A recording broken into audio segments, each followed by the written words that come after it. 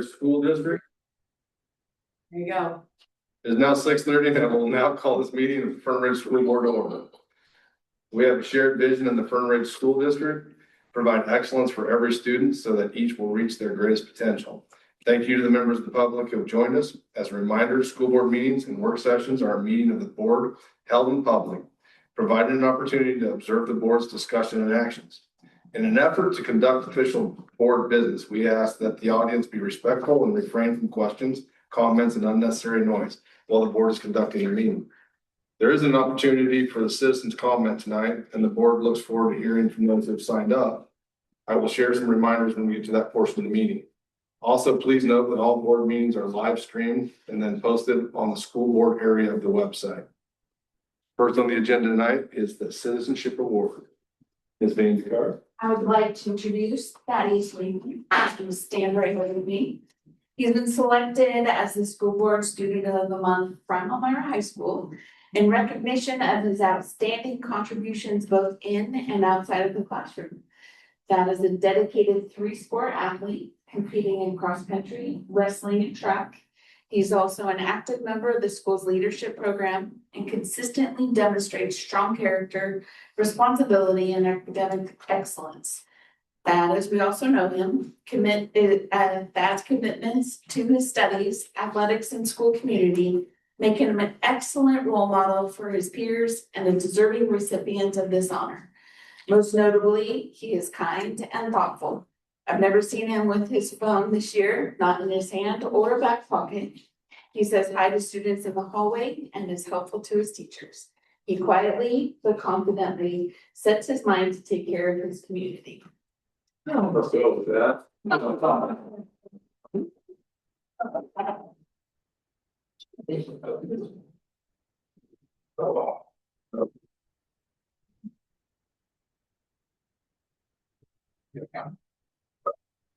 Good one, thanks. Congrats. You want to get started?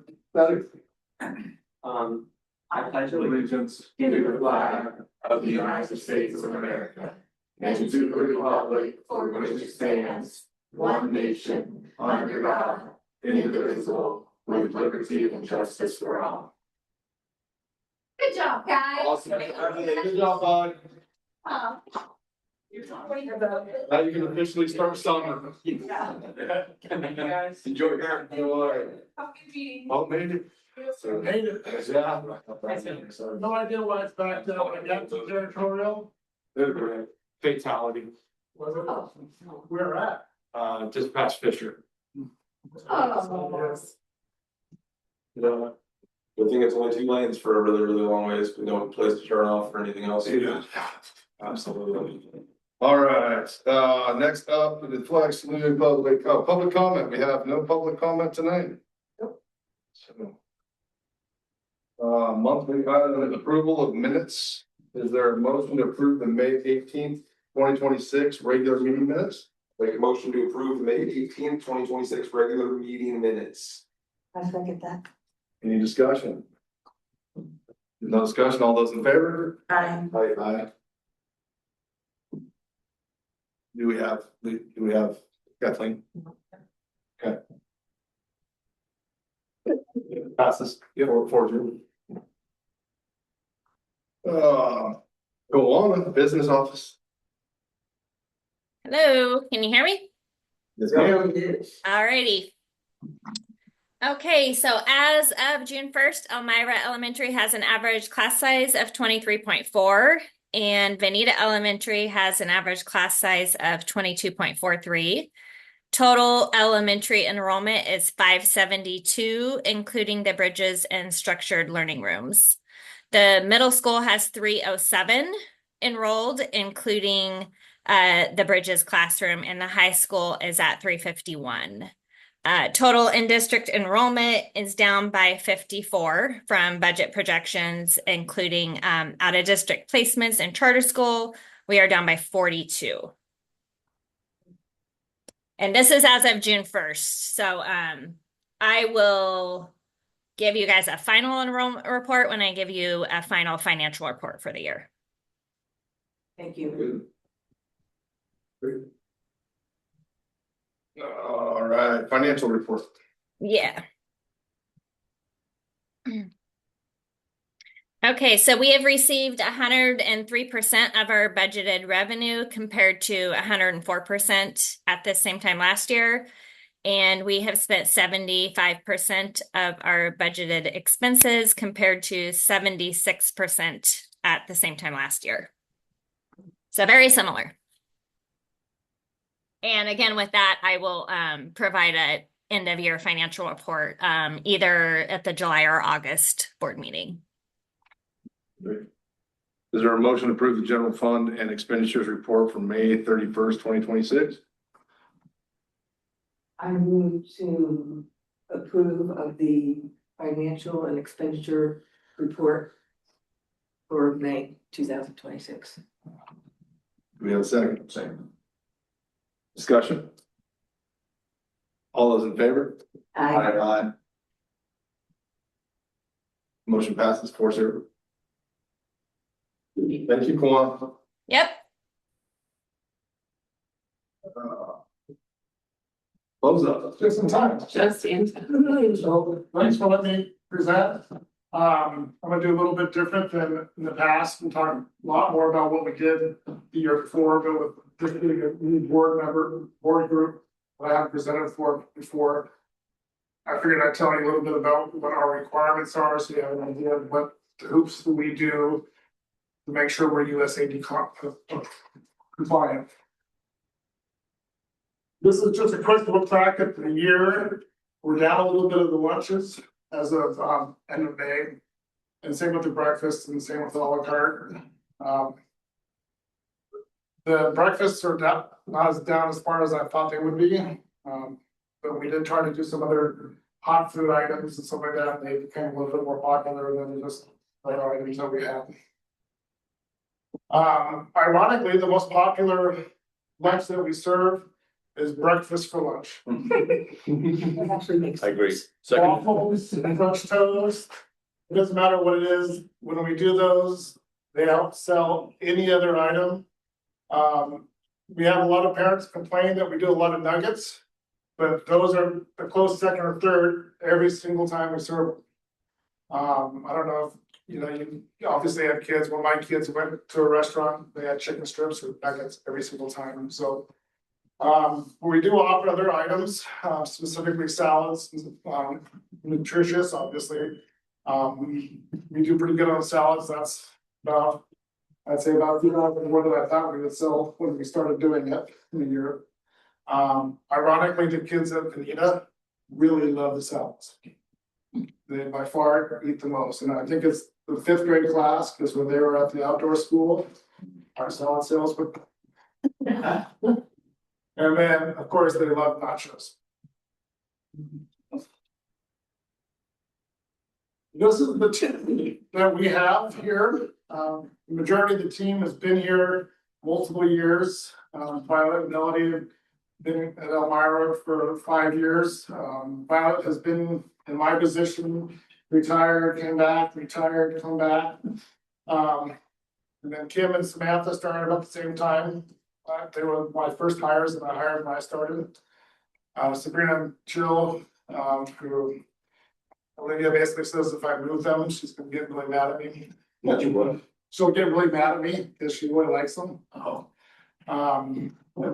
Jill is thinking of retiring, but she says she can't. She doesn't want to just stay at home and do nothing. The high school, Kathleen Talent is the newest member. She was hired in December of this year.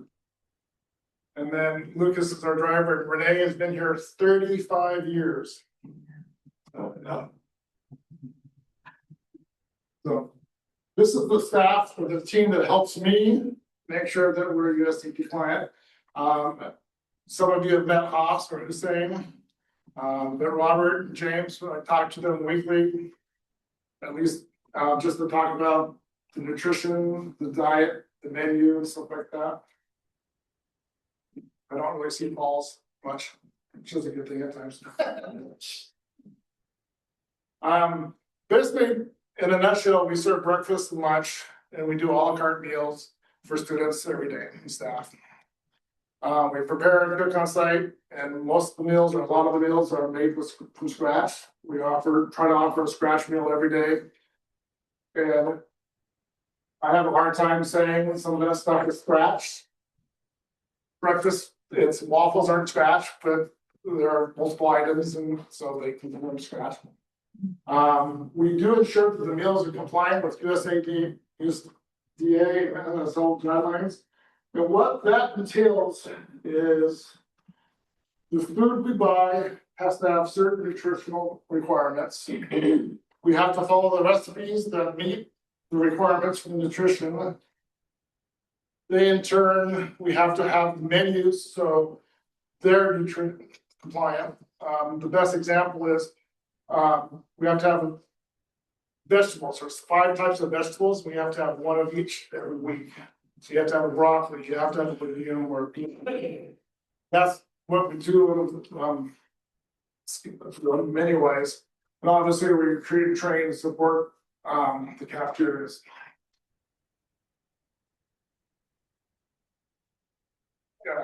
I think about doing some of this. The USDA, basically we are what's called CEP. So everybody, all the students get at least one breakfast and one lunch free. If they want additional, they do have to pay. Everything is administered by the USDA, and as if you follow the rules, it changes daily. They're adding whole milk now, which is an opportunity that we haven't had in the past. So I'm not sure where that stands at this point. But every year we have to reduce the amount of salt and increase the amount of whole grains every single year. That's the milk powder requirements. We have fresh fruit, vegetables, whole grains, dairy, and meat alternatives are the 5 categories that we have to have. We have a complete deal. We're doing offer versus serve, so we're not saying you don't go through the cafeteria and say, here's your food. We've chosen for you. They have a choice, like at the high school, they have pizzas. They have 2 types of pizzas, 3 types on Thursdays and Thursdays. They have the hot entree or the scratch entree. They have a hamburger, chicken sandwich, a spiced sandwich, vegetable burger, or salad every single day that they can offer that meal. That would be their entree. The elementary school, the middle school is very similar to the high school. The middle school or the elementary schools have 4 options. They have a cold sandwich. They have a popular item, a nugget, a corn dog, just like that. They have the scratch item with the entree of the day, and they have the salad. One of the things that Chartwell's has that a lot of people don't take advantage of is NutriSlice information. This is the QR code that you can log on to NutriSlice, that is basically fernridge.nutrislice.com. And you can look and see what the menu of your school is. And one of the nice things about that is on the right, you can see that we're having, teriyaki chicken with yakisoba noodles that day, or you can have a turkey ham cheese sandwich or chicken nuggets. Now, a parent can go on that, highlight the teriyaki chicken, add it to their nutrition calculator, and all the items that the student would get that day, and they'll come up with the nutritional factors for the students. They can do that every day if they want, or the student could do that. That's one of the reasons why we have to have the strict recipes and all the certain items. When we order chicken nuggets, for example, if they're out of the nuggets that we normally order, we can't just substitute the cash and carry and get nuggets because they have to be a certain grain volumes. And we talked a little bit about office serve breakfast. We offer 4 items, or 4 categories, sometimes more. They have to have at least 3 of them. One of them has to be a fruit or a vegetable to be a complete meal, to be counted. And then lunch, we have all 5 categories offered multiple places. They have to have at least 3 of them. And again, a fruit or a vegetable has to be chosen. Now, one of the challenges I have with that is we have a no thank you basket. And what's in the no thank you basket? the fruit and vegetables, unfortunately, we have to offer it and give that to them. Choices that we have. I know it's kind of quick and haphazard. Any questions? So when you said the no thank you basket, so you have to serve it to them and then they throw it away? They have to take it, yes. It's a basket, it's a basket, I gotta put my apple in it, and then you could come up and get things out of the no thank you basket. I used to see a lot of kids at basketball practice eating bananas and apples, that works pretty good. There's not very much in it hardly ever. And we have what's called the USDA or the Oregon Department of Education does an audit every 3 years. And they will watch the cashier, making sure that the package of the fruit and vegetable in that. When we got audited last time, we had one kid take 2 orange wedges, where 3 is a half cup. My cashier did not catch that. She wanted to mark us down for that. Yeah, I think I mentioned it before, you know. Public education in general is regulated to the nth degree. There is no more regulated of an operation within our school system than food service. I mean, it's over the top from going through that audit, you know, things like that. And then we got caught, we got deemed off, going on a field trip, that whole thing. Where, you know, typically we go on a field trip and the teacher would order, okay, got 27 lunches going to Bonzi. Lunches we give them to the kids. And that was kind of it. Well, no, they need a name, everybody's name on it, that they got their meal, that they got their milk, and the teacher's checking it off right as they handed it to them. They have to have a choice of milk. We can't choose the milk for them. They have to have every meal has to have 2 options of milk. Another interesting thing that I learned out of that was the whole, how all your things in your cooler or your freezer that were bought outside of the US. You know, there's some 85% of them, you know, money, I'm throwing out that number, whatever it was 85% has to be bought from the United States. So when there's no bananas and we're shipping them, but we've got to have some kind of special exemption letter that we're in, you know, and just the working regulation is. It's Buy America and Buy America. The juice that we bought has listed where all the apples are originated from. And it said chili in one of them. And they were upset about that. Luckily not here, but another account that Cardinals has. So that's one of the advantages I get is when we have our AR, our annual review, or I call the people with Cardinals that I just had it. And what did you have faults with? So Hide the juice. So I looked that we were gonna be talking about this, and I talked to a bunch of the kids at practice and stuff, and I'd be remiss to not say this. They said they like the special lunches more often than once or twice a month. So they just want to get them a little, they said specifically quesadillas, chicken and waffles and spaghetti. So there's about 40 kids right there, and they said that's what they want. See, these kids want spaghetti, but spaghetti is one of my lowest stereotypes. One of the things that I have to do is watch food costs. So when we're producing spaghetti, I gotta have an idea of how much spaghetti each school is gonna consume. So I have a big spreadsheet that I've had since I've never been here that says, when we have spaghetti, 40 servings go to middle school, 35 go to high school. Anita has 60. And I have all that, and I have an average and stuff like that, so I tell my cook how much to cook. And spaghetti is one of the ones that they don't need. Do you serve the same in all schools? I do. Kids, you know, food tastes change, right? As they get older, they might be more health conscious if they're in sports. They do, yes. So you serve all the same things, and then there might be a lot of waste among certain age groups. Well, we adjust for that based on past history. Okay. So like the spaghetti I have, I think probably about 30 days that I've done spaghetti fat, and I average from out, something like that, so my best not to have a lot of waste. But it is the same. But I also don't want to run out. Yes, we have a central kitchen, so we have the high school cooks all the food for all of the schools, and we're the main entree for the schools. Truck driver, they load it all up and it delivers the breakfast and the lunch twice a day to the buildings, but the hot entree is the same in all the buildings every day. There are some exceptions, like Monday, sometimes we do nuggets at the high school, because if we don't do nuggets on Monday at the high school, they get a little upset. Sure. Nuggets are one of the 5 items that one time we do a week at the elementary school, so we don't do nuggets for that. We offer some other. Be careful. Yeah, get kids mad. And, you know, the things that Anita is very vocal.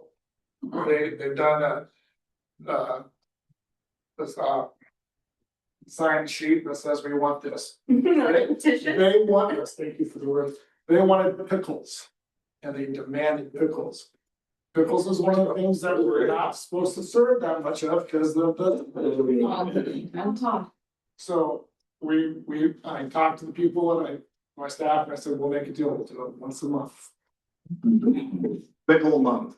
And they loved it. I wouldn't survive. I go through a jar a week. Thanks, Bo. Thank you. Miss Marshall. Yeah. Nice.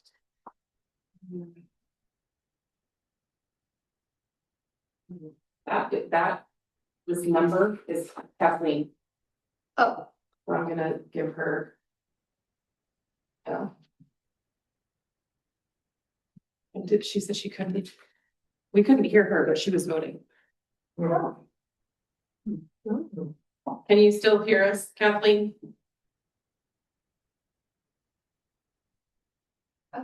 she just unmuted. Can you hear us? The phone's got a big line to it. Looks like she's talking, but. Like it's muted. Could you go to chat? Let's check. Showing up there is Kathleen and the number. Oh, there's two, she's got her two logged in. How interesting. Well, I think she had one that wasn't allowing her because of a Computer on phone. whatever, 2-factor authentication. Try their phone, but neither one seemed to be working. She can hear us. We have the chat open. Yeah. Kathleen, you can just type in there. I'm good, not sure what's happening. Technology. You can type. You can type your. All right. Pull up Michelle's. Yes, all right, here we go. All right, and this is the third of 3. So I took a couple slides and hid them. I don't know if you printed it, you might have access to all of them. You're welcome to have access to all of them, but just some that were kind of repetitive that you've now heard 3 times. That's good. Is it, here we go. So close. There we go. Wasn't clicking. Okay, yep, that's it. So this is just our board goals. And like I've mentioned multiple times, I definitely feel like Fern Ridge is ahead of the game. This is something that will be a requirement out of Senate Bill 140 for all school boards to hear this presentation. But this is something we've been doing the last couple of years. So I feel confident in what we're doing.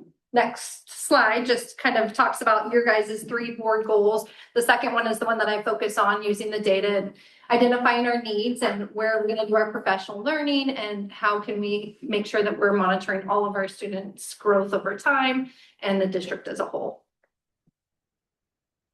Go ahead. These are the target areas. They're the same ones: regular attenders, 3rd grade proficiency on the OSAS, ELA, 9th grade on track, 4-year cohort graduation, 5-year cohort completion.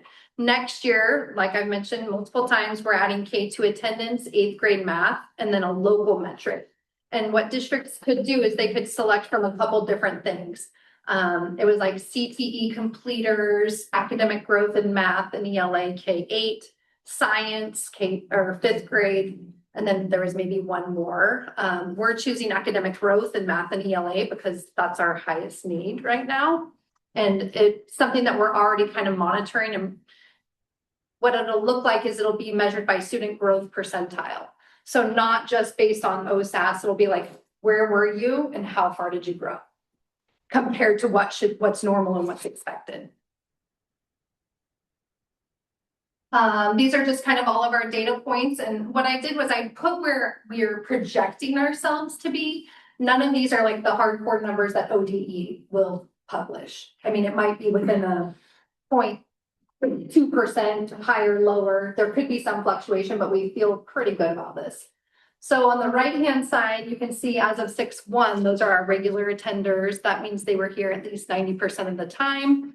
Elmira was at 73.5, Veneta 70.7, the middle school 69.8, high school 66.4. As a district, we came in at around 70.1. And K2, because I've been watching that just to get an idea for next year, 76.55. We didn't meet our stretch goal for regular attenders, and I think we were close to our regular attender goal. So those are our longitudinal performance growth targets that over the course of the next 5 years, we're incrementally growing to close some gaps and get closer to either the state average or above where we're trying to get. Go ahead. The next one's third grade ELA. And so again, we're projecting to come in around 39%. We're about 2 kids less that met than last year. So we had one elementary performed a little bit stronger, the other one not so much, and then they average them together. So I don't think we met our goal there. I think it was our goal was 42%.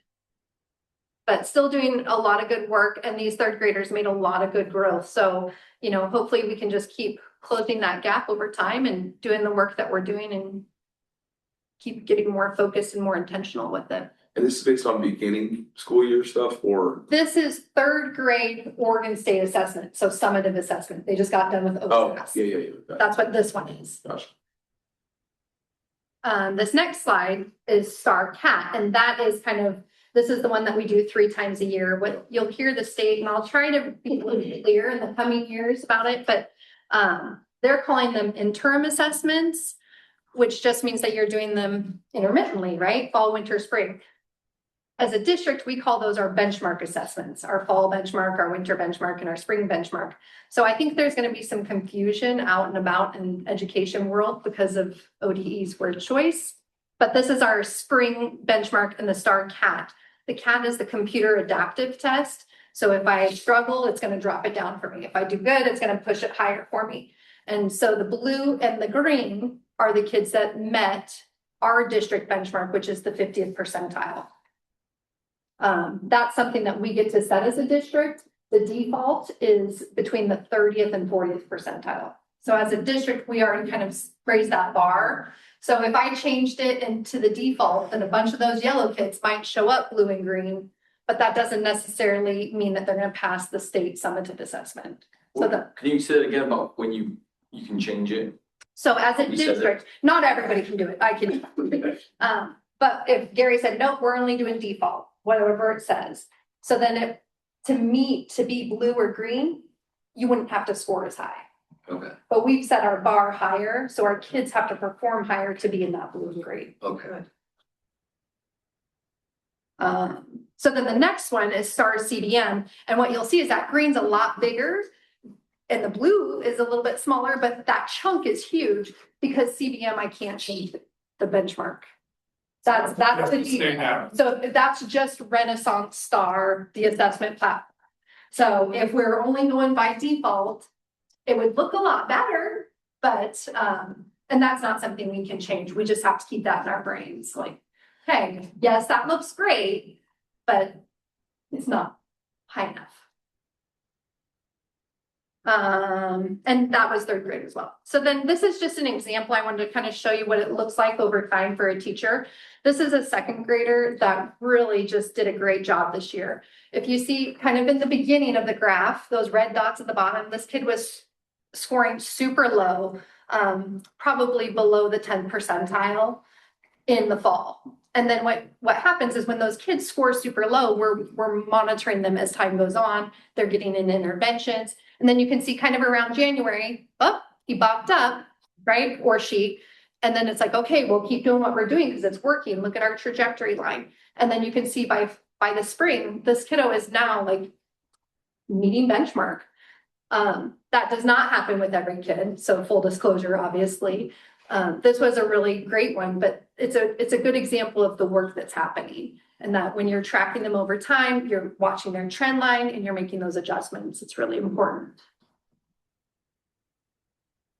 So this is an example of like, yes, keep doing what we're doing. If a kid was a flat line or if it was just red, be like, okay, what are we doing? Are we changing the group size? Are we changing the intervention? Are we changing how much time this kid get out? Do they get an additional one? So lots of different choices for every single kid. The next one's 9th grade on track. So 9th grade on track is, remember, by the end of the freshman year, they have to have 6 credits to be on track. If they have 5.5 credits, they're close and probably not terribly off track, but they're not considered on track. And we actually came in right at our goal, which I think is insane. A little bit lower than we were last year. But our goal for 25-26 was 82.8%. So we're kind of trekking along in the right way, maybe not by as much as we want, but essentially that equates to, if you go to the next slide, we have 99 kids. This is 3rd quarter, which you've seen this one. And the reason we added this one is just to kind of show over time that in 23-24, we had 36 students with 77 total Fs. So more kids, more Fs. Whereas right now we're down to 25 kids, 54 Fs, which is more similar to last year. Do you know what the percentages are on those? What do you mean? 36 out of 77 and 23 out of 50. Well, so the 25 students is roughly, we have 25 kids that have 54 total Fs. That was at 3rd quarter. But if you go to the next slide, as of this morning, we have 99 9th graders and 17 of them were not at 6 credits as of this morning at what, 9 a.m. So it kind of equates to around, it's at 82.8%, which we rounded up to 83. And one thing that Mr. Goldegger shared was that there were a handful of kids that were really close. So that's something that they're looking at all the time. How many of those kids are the ones that are just don't care? A lot. Well, that's a good Sid question, but it's hard because out of those 17 kids, there's at least a handful that haven't been to school more than 5 days in the last semester. They're coming just enough not to get 10-day dropped. And so it's like, how do we support those kids in a way that keeps them coming to school and helps them close that gap? And it's a tricky maneuver. Like you might meet, if Bree's failing all of her classes, but she's got a F+ in social studies, we might work with her to really focus on that social studies versus the math and the science. Yeah. It's really hard to get movement for those kids when they're that far behind. So it's baby steps to get them back on track. Is there any reaching out to the parents to talk? I mean, I know that stuff happens, but are you guys allowed to do that stuff? Oh, yeah. And get after them and. Yeah. And yep, and Parent Square has helped, and I think a lot of times parents feel helpless to some degree, Yeah, sure. right? By this age, the kids are staying home or they're not being super on it. As a parent of 2 kids that graduated from high school, I'd have a kid be like, yeah, I turned that in. I was like, okay. Yeah. And so then I'd have to email the teacher, did Quentin really turn that in? Right. Well, he turned in part of it. I'm like, oh, geez. So I think it just gets really challenging. But it's the repeat offenders, right? I mean. Well, you have some parents that just aren't helping at all, I'm sure. Right, or unable to help, or don't want to help. I'm looking at this. Well, and it's the attendance stuff too. It's like how many kids that I heard say, I don't remember what, we had a game or something, it was 2 days left of school. I'm like, oh, I'm just not going to school the rest of the year. Well, It's like, well, why? I'm like, well, what's gonna happen? one of the things that I don't want to throw out, but for me, the first thing I would look at is that those 17 kids that are not on track, I would assume that their attendance isn't great, but Sure. if one of them has been to school 95% of the time and is still not on track, that's a problem, Sure. right? They're coming to school, they're Yeah. attending. Are we making sure that we're Right. giving them what they need? There's a big difference there. So. Is there anything, or I was gonna ask this earlier, but is there anything the board can do to help you guys with attendance? Is there rules we can pass, or is there something we can do? I just think, She looked happy, hold on, she looked happy. No, you go Okay. first, Mr. Carpenter. Well, every building is doing a ton. If you walk into the schools and, I'll take Elmira Elementary, you walk into there, the first thing you see is this board Billy has up, attendance for the first grade's got a gold star, and the second grade's got a yellow star or whatever. In my mind, you reach a cap.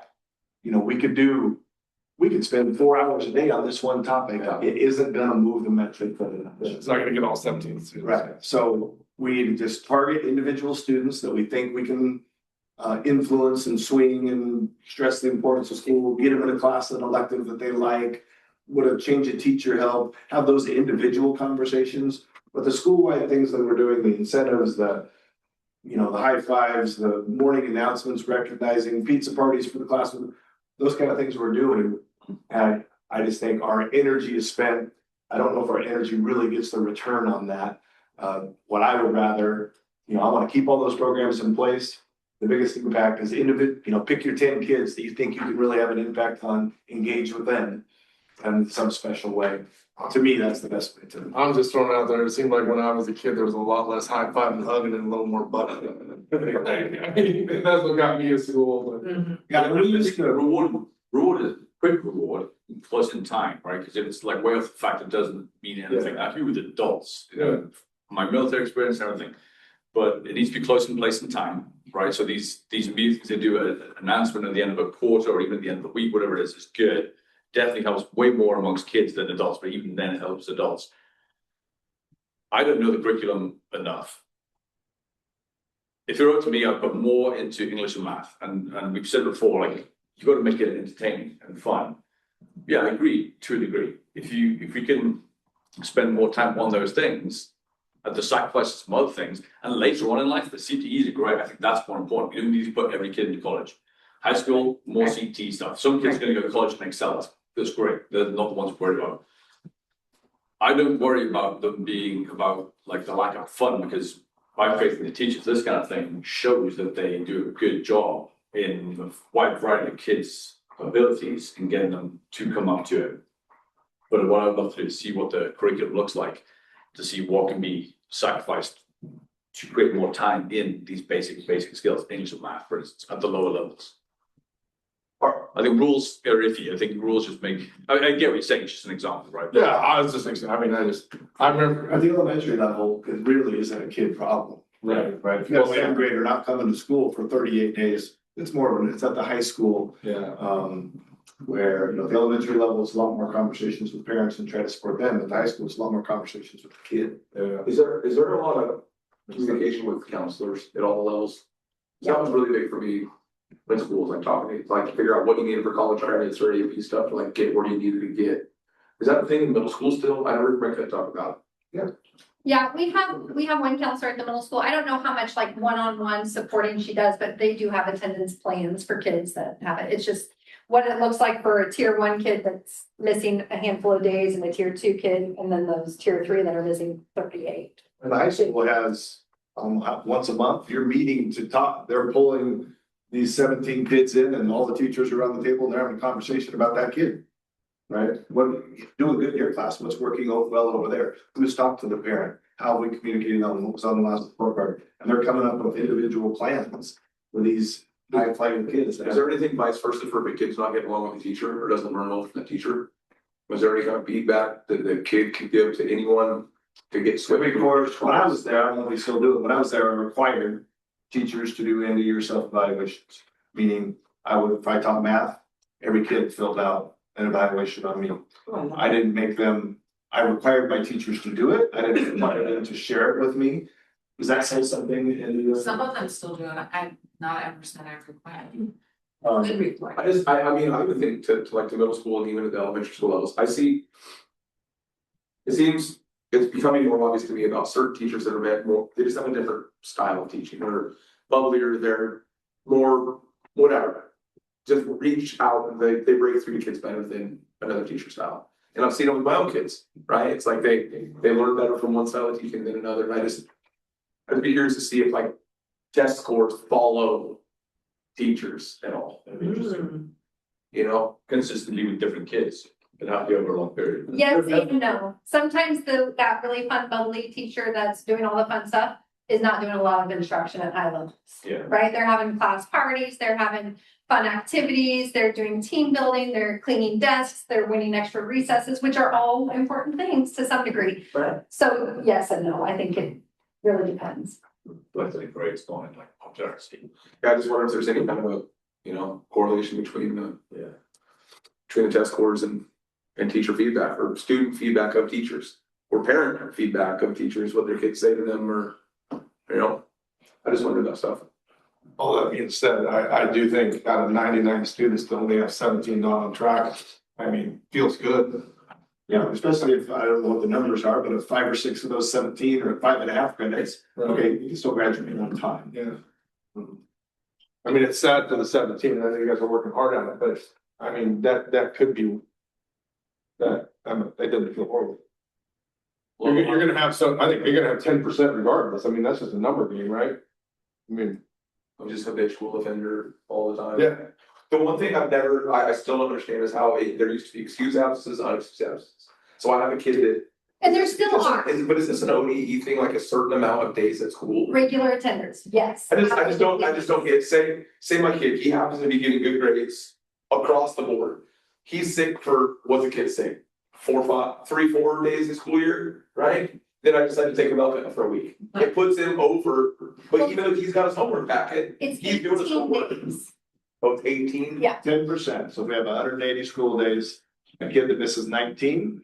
Into that percent, like we had 71% of our kids attended 90% of the school days, that's that number. And I will say, when building principals look at this data, they're not looking at Connor, or they are, he's on there because he's flagged, but they're like, oh, he was super sick and he went elk hunting, move on. Like, you might get a jingle, but you're not getting the same type I of was just intervention curious. of a There's parent. definitely kids where it's not, it's a one-time thing. Hey, grandma died in Iowa, they Yeah. took 2 weeks, Sure. whatever.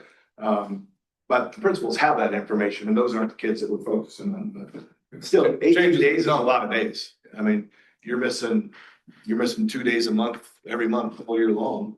If you're missing 18 days. Oh, it can be done. I'm saying it. Yeah, we talk about that. Usually those kids that miss 18 days, it's not 18, they're missing 37, 42. And is that full school days or is that like showed up late, skipped the last period? Is that? There's it's a whole different day? increments, so if you're there for at least half a day, it counts towards, and that's why, the 71% is not 100% accurate, because ODE has an entire formula. So they'll plug in all of the student total attendance that we report to ODE. I'm just trying to see what I could do to guide some of this stuff, some around some of these kids, Yeah. and some of them knuckleheads, and if I could do something to steer some more attendance or whatever, I just need to know, like, if it's partial days, if it's full days, if it's. I don't know I was just trying to see whatever I could It's do. kids who don't hold their kids accountable. They're not willing to make them go to school. Kids who don't hold their kids accountable. Yeah, it's a tricky thing, and we're constantly trying, and the one thing that my aha to you when you were saying that is, part of the Senate Bill 141 accountability is being in like school district cohorts. It's called similar districts that we're going to be compared against.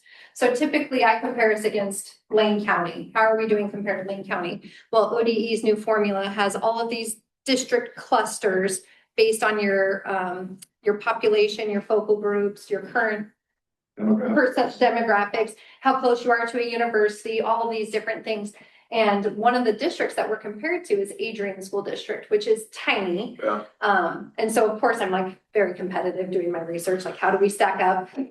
Their graduation rate was like 99%, their attendance rate was 94%. They have 100 kids. And so I was like, what's happening? So I went to their district, and as of 2023, they do have a truancy officer and they do send bills to families. Would that work in a district our size? Maybe, maybe not. But I do think there is a shift coming that is less of the care connection celebration and more of like, how do we hold folks more accountable when we can? Yeah, I mean, I wasn't about the tender, so I knew them lunch detentions, they got me back in school on time. A lot more than a hug would have. Right. But I mean, that's just me too, right? Like, I mean, that's my personality. Dallas too. Well, and Mr. Carpenter and I have gone to people's houses and knocked on doors and met with parents and tried to like give them that message. And Well, the parents have no idea what's happening. Oh, they always. Yeah, I don't know that I've met a parent that didn't. I've had parents call me as a principal and ask me to come to the house and get the kid up. Yeah, I went over there and beat on the yes. door and kid won't come out. I tell the mom I can't. I've taken a dad to court. We went to court, Springfield, dad in front of a judge because he just refused to send his daughter to school. He got fined. But all those, after a while of doing that, I don't know that that's really productive, and it's just punitive to this dad that's lost control. And it's hard to repair those relationships. Yeah. It feels negative. Even if you had a truancy officer, if it's the right approach of like, hey, what can I do to help you? More of a support officer person, attendance support. Yeah. But yeah, that's what I was wondering, you know, was like a counselor with some of these. Yes, we're doing a lot of attendance.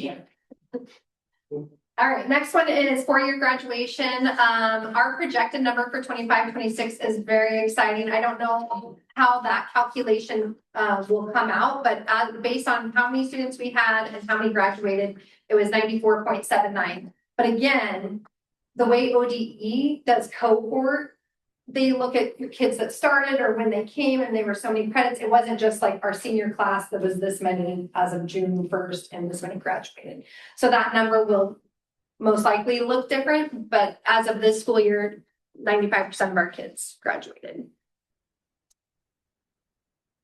You can go ahead. The next one's 5-year completion, which again, it's interesting that these kind of flip-flopped. Our goal was 93.5 and we're projected to be at 86.1. And this is one I'm not familiar enough with how they do that calculation. So if Gary or Sid are, and they want to share that, it's essentially, again, they look at kids over a period of time that graduate within 5 years. Yeah, So- that doesn't make much sense to me if they're that much different, but typically it would be a kid that maybe they went to West Lane Tech, didn't graduate, was supposed to graduate last year, went to West Lane Tech this year, still didn't graduate. Okay, they didn't complete. Or a kid that is a 10th grader said, I'm going to get my GED. Well, they give them to 5 years to submit that they've earned their GED. Oh, he never got his GED. They're a non-completer. Typically, a 5-year completion rate is a little bit higher than our 4-year rate. And my wondering about that one was because our graduation rate was lower last year, if that impacted it. So But this does not include West Lane. no, The only thing that includes West Lane data when you see it is on the report card that comes out on our district. It'll include West Lane. However, take it all with a grain of salt. This is a ballpark number. Let's say they had 31 juniors this year. It was a few less. 30 opted out of taking state testing. So they basically don't give it. They don't give state tests. and I do think the Senate Bill 141, like data reporting, will separate charter schools from it. So we'll be able to just see Elmira High School. But they're counted in our count, right? Like student body count though, right? Yeah, they're counted in our overall district enrollment because the ADM from the state, so the dollar, a dollar comes to the district and we pay West Lane Tech 95 cents. We maintain 5 cents for all the management and internal stuff. Does every school district have a similar, like, No. West Lane? So wasn't there a bunch, the students that were in that, didn't they drive, like, for the OSA reclassification, didn't they count towards total student body numbers? Because they can compete for us. Now, very few do. But it's only that, I should say, it's only, let's say West Lane Charter has 100 kids, only 50 of them live in our district. Marist, Eugene, those 50 don't count. Only the 50 that live here and are choosing to attend there, they count for OSA numbers, not the additional 50 that live outside of our district. If I'm attending West Lane Tech and I live in Bethel and I want to compete in sports, they're not competing for Elmira High School, they're competing for Bethel. What's the point of having West Lane Charter? I mean, I get the GED program and I get that kind of stuff, but what is the point of having it be supported by our district hour? Well, if you ever want to have a conversation about West Lane Charter with me, sometime we can sit down and talk. And they've come a long way in the last 10 years. Yeah, I've got early on, the first 15 years of them operating, I was a staunch, not a supporter of what it was, drawing kids from the high school. It was a recruitment to get kids that without it would have just bucked up and came to school every day, right? But oh shoot, my buddy Timmy goes to West Lane Chase, gets to sleep in till 10, log on and do some work. And they were on the high school campus. So these kids, they would intermingle with high school kids and it was like a recruiting. And so I took over that space and said, you need to find a new space. When they got separate from us, it definitely helped the relationship significantly. So I guess the way that program helps us is it's another avenue for a kid, for the few kids that's a good program for. My contention, and we're getting a little deep here, my contention is if 10% of our kids choose that, it's really only the right choice for 2% of them. We have too many kids choosing that option and it's not the right. I'm just wondering what happens if there isn't that option and how many more kids buckle down and get their stuff done.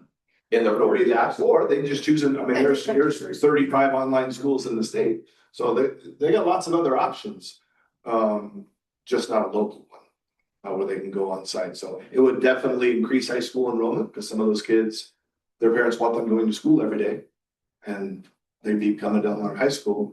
The way it would hurt us, again, trying to kind of be balanced, is that there is a few kids at the high school where whether it's Sid, Joel, myself, we said, this is your best path. Going to Western Charter, it's a good path for you. But again, my contention is a far greater percent of kids choose that option. And it's not the best choice for them and they end up not graduating from high school. Or if they would have just had a little more thumb over them, coming to school, getting help, get done what needs to get done, they could have earned a regular high school diploma. So Sorry to get moved there. That's okay, keep going, because there's more.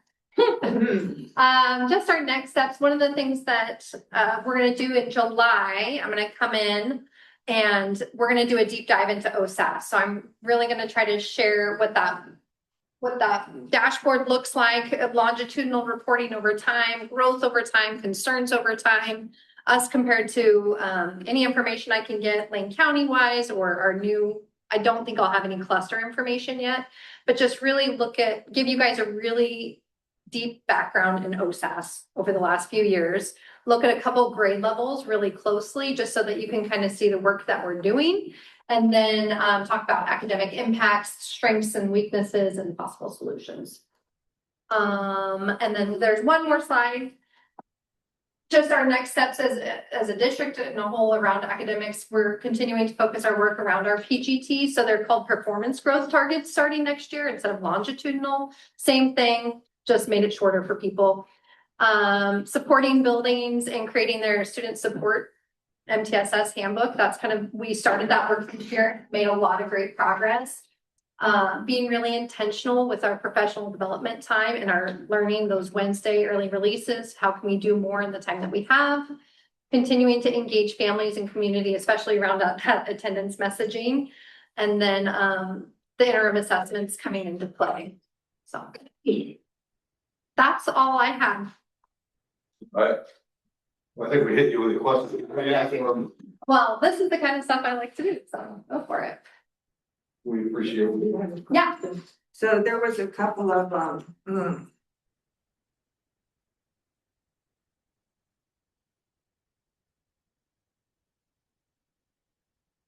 yeah.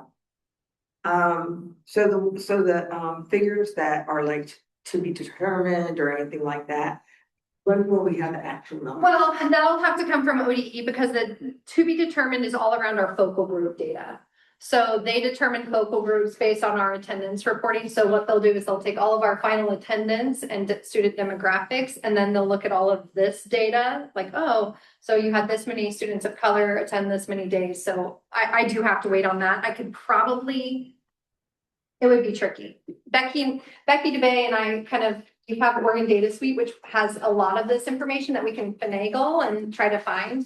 But it's before school starts, we'll have. Yes, hopefully maybe even by July. Thanks. That's an easier answer. I'll do my best. Maybe by the July meeting if I do, I'll bring that. Yeah, but it's from September, so.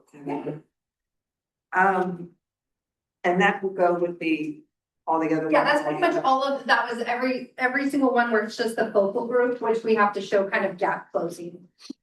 Okay. Thank you. I just went with all student data. Okay. I know I have one more thing, so I don't know if it's next though. No. No. Okay. So we want to make, To this back seat. we didn't want to let you go home. Next up is the superintendent report. I'll be quick.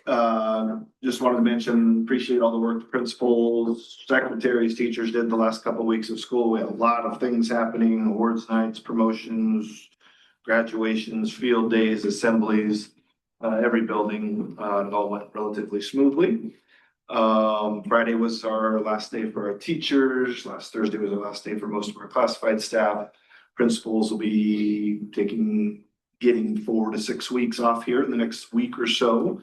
Most of them are out by next week. And then we'll be down to kind of our typical summer crew. Let's see, today I had a meeting with myself, Emmy, and Dan to talk about this kind of transition to our facility use process. So probably within the next few days, certainly by next week. We started work on it today on the facilities page where there's a link that says public use of facilities. You'll click on that and there's kind of some information. We're going to be adding some things. We'll be adding a Google Calendar for each building and then kind of a map that identifies spaces. So let's take the high school, which is semi-simple. It'll, I could click on the high school calendar. Someone would be able to go there and see when the softball field's in use, the football field, the baseball, the turf field, the grass, etc., the gyms, and we'll have a calendar for each building. So we're kind of getting ready for the transition to July 1st, when really Emmy, our new 1.0 athletic director, is going to take overall facility use, and anything that's not athletics related, she'll then kick to Dan for him to approve. Right now, I would guess like out of 100 times we get a facility use request, there's maybe 3 that aren't athletics related. So the vast majority of that will be Emmy and her work. We got a plan. I'll keep you posted as that page gets updated. And that's all I got. Does you have any questions for me?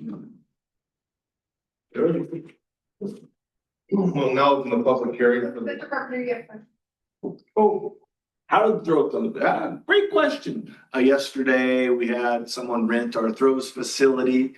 I was here most of the day, got them started, and then worked and checked in on them a few times, took them popsicles because it was hotter than hell.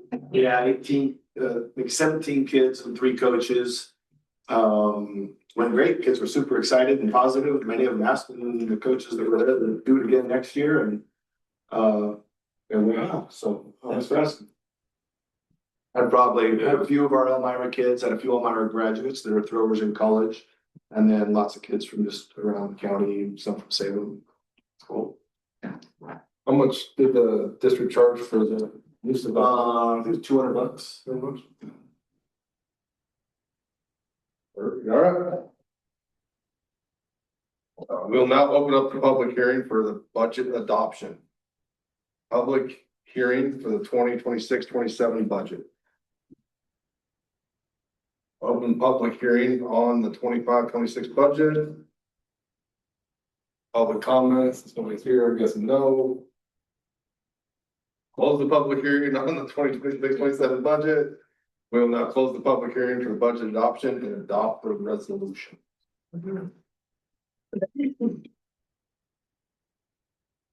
Resolution 2526-12, adopt the 26-27 budget and impose the tax levies. Is there a motion to approve resolution 2526-12, adopting the budget and imposing the tax levies? I just didn't understand the excluded from limitation, the general obligation debt service, the 3 million. You want to talk about debt service and what that is, Quanah? Yeah, what was the question again? Just the, Describe the 5100 fund and debt service, what that is, paying our bond. That is to pay our general obligation bonds as well as our PERS bond. So they are combined in that one fund. Gotcha.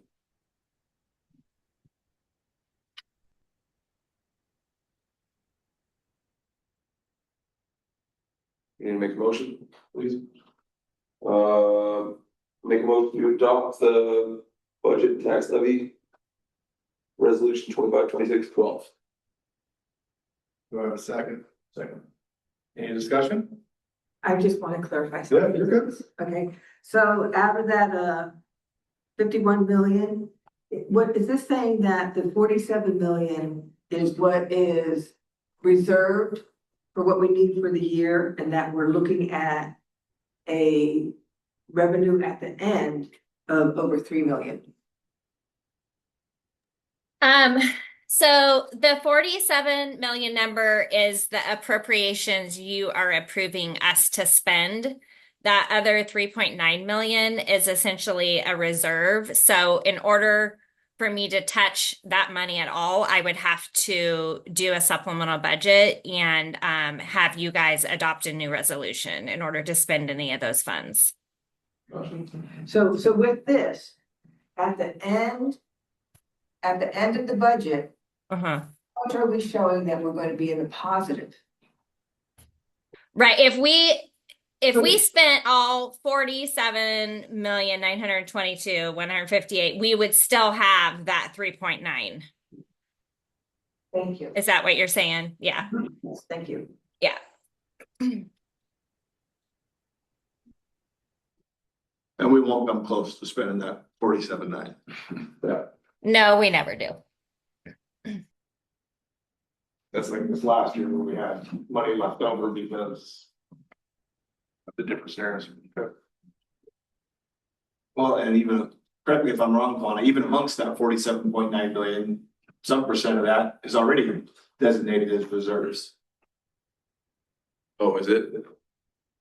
There was something in the. It's still there. Yeah. Well, for an example, if you look at the contingencies, so the 6,000s, those are not budgeted as expenses. It's just an emergency contingency in case, the state school fund got held back or whatnot. We would have those funds available if we needed to. But again, those 6,000s, I would still need to go to the board to spend those. But those aren't included in the 3.9 million.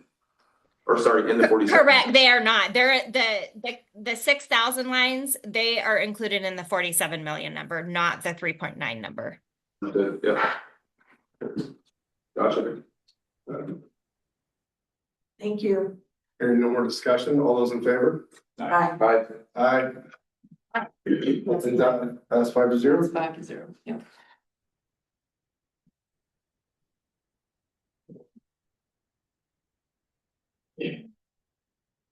Number 8, discussion items. Lease of the east lot of Vanita Elementary. Yeah, nothing more to share here. Last communication, they were hiring a surveyor. They went to try to see if the records were good enough, that they can get a good legal description of the property that they want. And over the last 50 years, the land donations, the transfers of land was too confusing. They just decided to stop. They're hiring a surveyor to get that piece specifically identified and labeled. And then we're going to continue to talk about it. So I definitely see this as months and months off, because we might come to agreement in the next 3, 4, 5 months. This isn't in the city's budget for this year. It'll be the next fiscal year that they for this. I thought about this a little bit more, and I don't think I agree with it a ton, only because I don't know what we're getting out of it at all. I know it's an unused piece. I don't understand why our maintenance department can't make it something that we use more. If anything, I'd like to see kids getting like pool passes or something for the school or something out of it, even if it's not like monetary back and forth direct income. It's just a chunk of ground that it's like, you're always looking to buy more for the school anyway, and then to tie it up in a long-term lease doesn't make a ton of sense to me. I know it's overgrown. I don't know why managers can't get in there and clean it up. I don't know why it can't be an area for kids to warm up and play catch, or families to play or do something. It's not that big of an area. I mean, it's really, really not.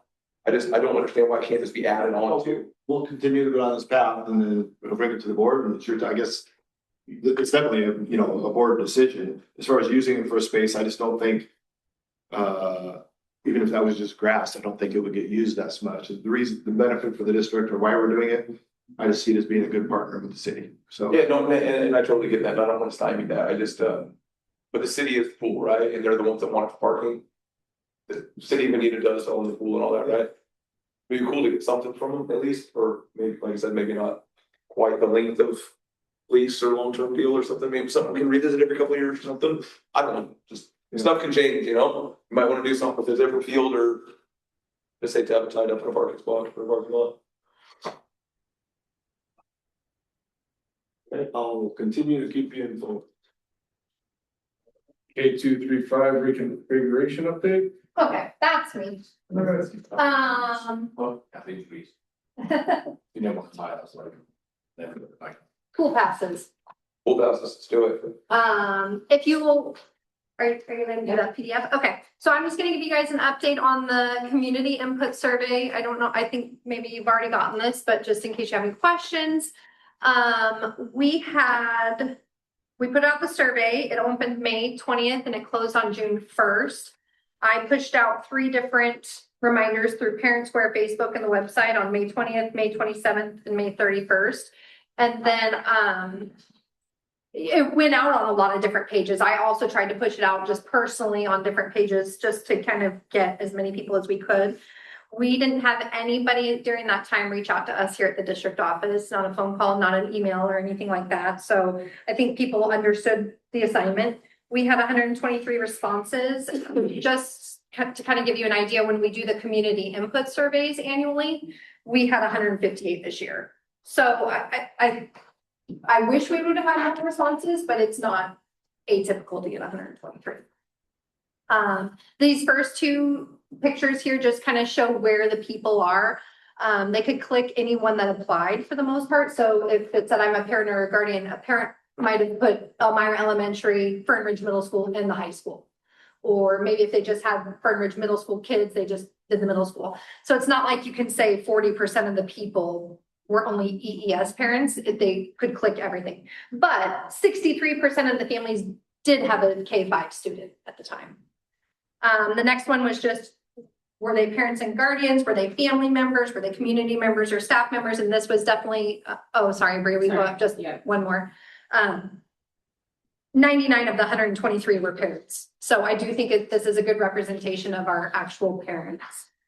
On the next one, so what we did, 100% of all 123 read that blurb that we wrote, which was, it was like a page and a half. I printed it off, but my concern with just pushing out this survey without having people say that they got a little bit of background was that it was only going to be based on whatever they'd heard or knew. So we did ask people to say that they'd read it, and we just talked about the declining enrollment, unbalanced classrooms, blended classrooms. We talked a little bit about what the team has done, the background of it, the pluses and minuses, and then our next step. So that's 100% of them read it. The next question was, what other things did you do? Did you attend a staff presentation or attend the PTA presentation that we did? Gary and I also did 2 community Zoom presentations. So just kind of getting an idea of like, did they just go to the website? Did they just read that blurb? And only 31 of them just read the blurb. So I also feel like people hopefully had a good background. And then the very last question is our level of support. And we tried to make it to where everybody could find a way to answer, right? You're either excited about it or totally opposed. But then what are those areas in the middle? And those areas in the middle where I have reservations, but understand the need, which is huge. And then I understand the need and I'm open to it. So just really trying to give people the background and just understand why the time and energy is being spent on it. So that's the information that we have on this part. There were 2 other open-ended questions, and we'll have that summarized a little bit differently. It's just hard to give 123 open-ended And I shared responses. this and all the. You guys did, Yeah, okay. I'm sure it's me. So just kind of as a, I mean, the one thing I would highlight from that graph would be that, you know, certainly there's an overwhelming support for this idea. At the same time, I was actually encouraged that, you know, 43% are either in support of it or understand the need and open to it, and only 57% kind of on the negative side. So I consider that a positive. Just a reminder. Blue is the red you're talking about? The blue is opposed. Yep, and the red is, The I red have is- reservations. I have reservations, So but understand. This is what I brought up last time we did this, with the questions around it. You know how like, when you have a survey, And you have like, I completely agree, I completely disagree. In the middle, it's like I'm neutral either way. And the other Yeah. side, moderates. It depends on how you read the red, right? So, Listen, red's definitely a negative. okay, I have reservations, but I understand the need. I'm saying, yes, we do need to change this. So I as long as we're not swaying that to go green, yellow and red are 4. Oh, no, yeah, I'm considering green and yellow being, I understand the need, and I'm open to this idea. Yeah. Yeah, and I was just, interpret it however you want. In my mind, I was actually surprised that 43% were either in favor or open to it. With 57% or 54%, I guess. Yeah. More negative, don't like the idea. So just a reminder as we go forward, sharing this data this month, kind of want to go over the next few months. In July, I'll have a comprehensive detailed transportation plan. What would it look like if we did this as far as our buses? And I'll have spent some time with Dan and facilities to see if we really feel like there's anything significant we would need to do facility wise, meaning changing the height of a toilet or a sink or something like that. At the retreat, it'll be a topic on the agenda, discuss, answer any questions. And August, that's when we'll have a work session. I would anticipate in August. Ms. Marshall and I will take up that whole work session, present you everything we've done on K235, review all the survey data, share everything that we have, answer any questions. Then you'll have a month to kind of think about this. And in September, we'll want action one way or the other. So I just wanted to kind of go through where we're going from here to September when the board will vote on this. And then will we get everything before that meeting? Probably just a few days before. Well, you'll get everything a few days before the August meeting. And then you'll have that information for 5 weeks until the September meeting when we vote. Yeah. Anyhow, that's Thanks, Ms. Marshall. Thank you.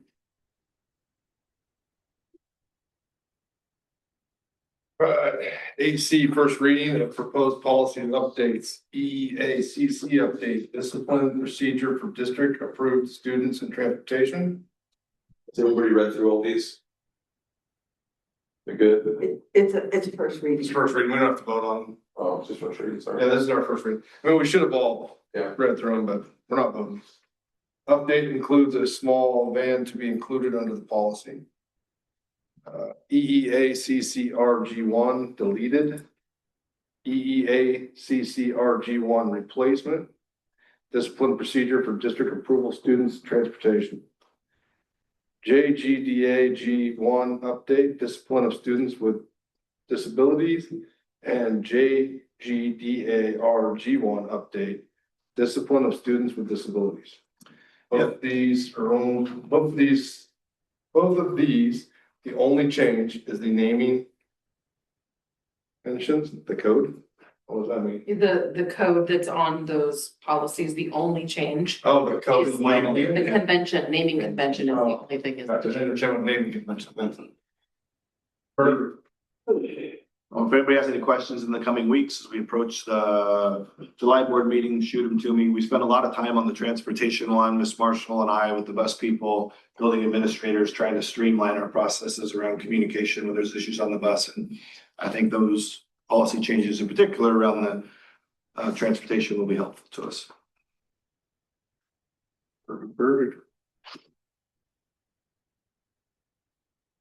Bring this. Excuse me. Bless you. Oh, I got her stuff. Personnel. Licensed employee registration, new hire transfers, other board actions. We have one licensed hire. Lindsay Neal was hired to fill the sped bridges room at the middle school. Renee Pierre is retiring. And we hired back our retired teacher, Mary Jones and Dawn Goldigger. Is there a motion to approve these licensed professionals? I move to approve the licensed professionals. Do I have a second? Did you say yes? Second. Second. Any discussion? All those in favor? Aye. Aye. The other thing I'll add, they'll be on the agenda next month, but Miss Vanderkart was able to fill her 1.0 English position in place Emmy Oh, late last week. So right now we're full up and good, but they'll be on the board agenda. nobody can replace Amy. Is there a motion to approve the last numeric bid that? I'm not gonna read that again. Non-licensed professional report, there are no non-licensed report to review, no action required. Have we got any late items? Upcoming events? I can talk to you later about it if I get another update on the irrigation stuff. Sure, I don't think anything's, I'll kind of give everybody, I don't think anything's changed since we spoke. We have quotes for softball and the middle school. We know we can't dig a well. We've got a quote for helping us improve our draw. The way we draw water from the hole back there. As soon as really this week is kind of the first time we don't have a lot of use, although that's gonna start to crank up again because Bolton Hill is still very far behind schedule. So we don't have a start date for when the work's gonna begin, but I would imagine in the next week or so we will be on the company schedule that's gonna do our softball school replacement of all this stuff. So we do have new tanks in. Is there any kind of an ETA on it? I'm just thinking about football season. It's gonna be starting in July out there. Or somewhere, maybe not there. Yeah, I don't have a hard ETA, Are they giving any kind of an estimate on what, how long they think it may take or? They just know we want it needs to be done as early as possible. So I would imagine we're talking early August, everything will be, and keep in mind, we're watering now, like we're watering that lower field every day. But it's hard to keep up with. It's gonna continue to be hard to keep up with just the heat and the dirt and all the things. I will have make a note at the July board meeting. Let's have Dan come and give us a complete update on not only irrigation, the other pieces behind Elmira Elementary. We've got the layout for that now done. I would imagine by the end of the week, we have the documents ready to go out to bid for a dirt rover. So, and I definitely see they're planning an irrigation system that'll be perimeter cannons, not embed underground sprinklers. I definitely see, I'm hopeful that we'll have that project done. Irrigation up, cannons working, grass seeded in time to get it to start to grow this fall so that we could use it in the spring of 27. So that's the goal there. Are they doing perimeter cannons on these fields too or stuff? Those are sprinkler systems, don't they? Yeah, they're sticking with the same system. They're just fixing any leaks, changing all the sprinkler heads, and the parts and labor, not a brand new system. When you guys were talking about that, Charlotte middle school football field. Yeah. I haven't been down. Have you been down there recently? Yeah, we're never gonna do What's it like? Right, it's all right. I know there's not a lot of water. Our only problem is that we start getting on it this summer, if the grass isn't green, we just smoke it, it's down to bare dirt. Yeah. And then the first fall rains come, and then it just turns into an absolute slop hole. And then I get my butt chewed by all the parents, all the kids filthy, muddy. What I see happening, what I hope happens, we have a fully functioning, excellent irrigation system this summer. Next summer, when we won't be allowing as much summer stuff, trying to help the city with TSP folks, that at this time of year, we're shutting that thing down for 2 months. We're overseeding, top dressing, and trying to grow better grass. So we did that now. We would stop all the TSPs doing. Yeah, all those kids wouldn't be able to play. So. Have there been any talks with TSP for any of the school sports stuff to be able to use the building? Or is it just going to be TSP? I know it's kind of weird how it's ran to the city, like it's city property, but TSP manages it. I was just curious if that gonna go back and forth both ways, that we let them use our stuff. We're gonna be able to get it over there on other on their fields as well. Well, I've never had a need. I would assume if we ever did, we could ask, so. Just curious. But I think what you're talking about though isn't necessarily school sponsored stuff. You're talking about like a kid sports team, a Pop Warner team. Maybe school stuff in the future though, you know what I mean, especially if you're talking about overseeing fields and us maybe not being able to use some of these. During some of those times in Bolton, that'd be cool to be able to use some of that stuff. Yeah, I mean, I've got a good relationship with TSP and the city. I think they, just like we've tried to help them out here, if we had some kind of short-term need and using their space, I'm sure they'd try to work with us. Gotcha. And I'll get Dan to come in July and give us a full rundown on where we're at with ETAs, timelines, goals, and all the things. Any more late items? Not much for upcoming events. Seeing there's no further business, this meeting is now adjourned. Make your. We're good. Yeah, I'm gonna love it.